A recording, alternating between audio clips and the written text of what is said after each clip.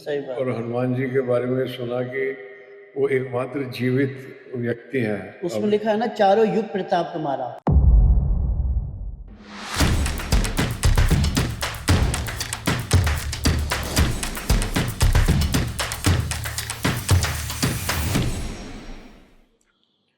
Ricky जी, आप इस क्षेत्र के जाने माने कलाकार हैं, एएफटी के गोल्ड मेडलिस्ट हैं एक्टिंग के, जी सर। और आपके वीडियोस और रील्स आजकल सोशल मीडिया पे, यूट्यूब पॉपुलर है पे, सर, फेसबुक पे आशीर्वाद है। बहुत पॉपुलर हो रहे हैं। जी। तो ये जो अभी जेवर एयरपोर्ट भी खुल गया है और सामने नया फिल्म सिटी भी आ रहा है, तो जी। इसकी संभावना है कि जैसे बॉलीवुड धीरे धीरे इधर की तरफ पदार्पण कर रहा है, जी तो इसके ऊपर आप क्या कहना, आपको क्या महसूस हो रहा है? सर, एक वर्ड है लॉ ऑफ अट्रैक्शन, पता तो सबको है। शायद मैं इतनी शिद्दत से उसको चाह रहा हूँ कि बॉलीवुड वहाँ जो है वो तो सबकी कर्म भूमि है ही, मतलब यहाँ भी हम एक बॉलीवुड बनाएं, और वो शायद सपना पूरा होता दिख रहा है जो मैं मैनिफेस्ट किया है, जो आपने बताया जेवर का। तो मुझे लगा कि चाहे देर से हो लेकिन चीज़ें पूरी होती हैं, और आप हो यहाँ पे बॉलीवुड के डायरेक्टर, तो आप उसे एक अच्छी रूपरेखा में पेश कर पाओगे और यहाँ की इंडस्ट्री को बॉलीवुड के इक्विवेलेंट। घटनाओं के घटित होने का ना एक अपना एक स्वरूप होता है, एक अपना उनका एक मूड होता है। हम सिर्फ विश कर सकते हैं कि जी ऐसे हो, जी लेकिन वो किस प्रकार से घटित होगा वो उसमें काफ़ी सरप्राइज भी है। और मैं समझता हूँ कि इसके साथ में हमारा कोई संघर्ष भी नहीं होना चाहिए कि फिल्म वही अच्छी लगती है हम्म, जिसमें सस्पेंस होती है, बिल्कुल जिसमें पहले से पता हो कि क्या होने वाले है, तो उसमें क्या मजा बिल्कुल आएगा। सर, तो टाइट जब होना चाहिए। पिक्चर आपको वो अच्छी लगती है जो अनप्रिडिक्टेबल हो, तो जीवन की अनप्रिडिक्टेबिलिटी से भी हमको डरना नहीं चाहिए, बल्कि उसको वेलकम करना चाहिए एक्सेप्ट कि करना चाहिए, बिल्कुल। चलेगी इस दिशा में, लेकिन किस दिशा से क्या होएगा, हाँ, कौन का योगदान करेगा। हाँ, ये एक बड़ा संयोग है कि मैंने अपने जीवन का सबसे ज़्यादा समय मुंबई में बिताया, बिल्कुल सर, पता है हमें। और इस समय भी मेरी 3 फिल्में फ्लोर पे हैं। और 1985 में मेरी पहली फिल्म रिलीज़ हुई थी एज़ अ डायरेक्टर, जी सुर्खियाँ। उससे पहले मैंने 8 अंतर्राष्ट्रीय फिल्मों का हम्म, संपादन किया था। तो लेकिन एज़ अ डायरेक्टर 1985 समझिए 41वां साल चल रहा है, और सर मुझे लगातार मुझे फिल्मों तो में। लगता है कि ये बहुत बड़ा रिकॉर्ड है कि आप कहाँ से स्टार्ट किया था। मैंने return of the jewel thief, Surkhiyaan, सुर्खियाँ।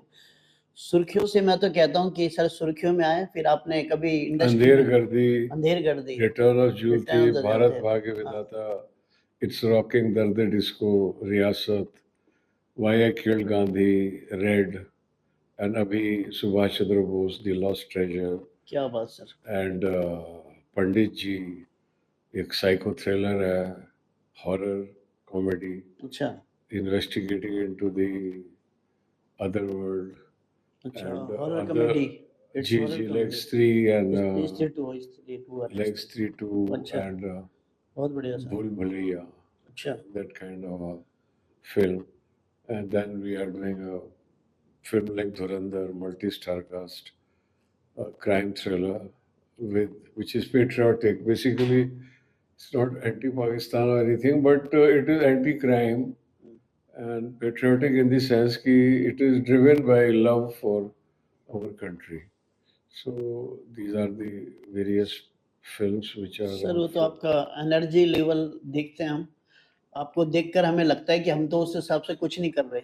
आपका इस एज पे वो जो एनर्जी लेवल है, जो आपके पॉजिटिव वाइब्स हैं, मतलब मेन किसे मानते हैं आप अपना, क्या मेन कारण है? आज लगे हाथ तो राज भी पूछ ले, आपका जो एनर्जी लेवल है नहीं, इस मैं पूरा शेयर करना चाहूँगा पूरे भारतवर्ष जी से और पूरे भारतवर्ष के युवाओं से, जी और इस दिशा में हमको कुछ और भी करना पड़ेगा, वो भी हम करेंगे। जी क्योंकि मैं एक वैज्ञानिक के तौर पे बोल रहा हूँ। ध्यान तो मैं कर रहा हूँ पिछले 40 साल से, शायद इससे भी साथ।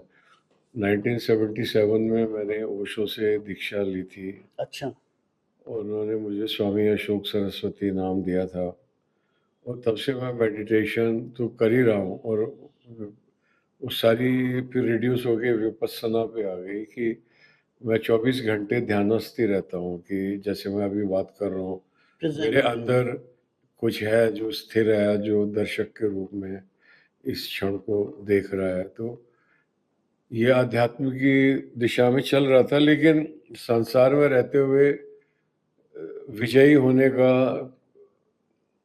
कुछ ऐसा कुछ वासनात्मक नहीं, लेकिन जो सबके लिए कल्याणकारी हो, सबके लिए अच्छा हो, ऐसा कुछ करने का जो है, तो उसके लिए जो सफलता चाहिए, तो कृष्ण जी तो बोलते हैं कर्मण्येवाधिकारस्ते मा फलेषु कदाचन।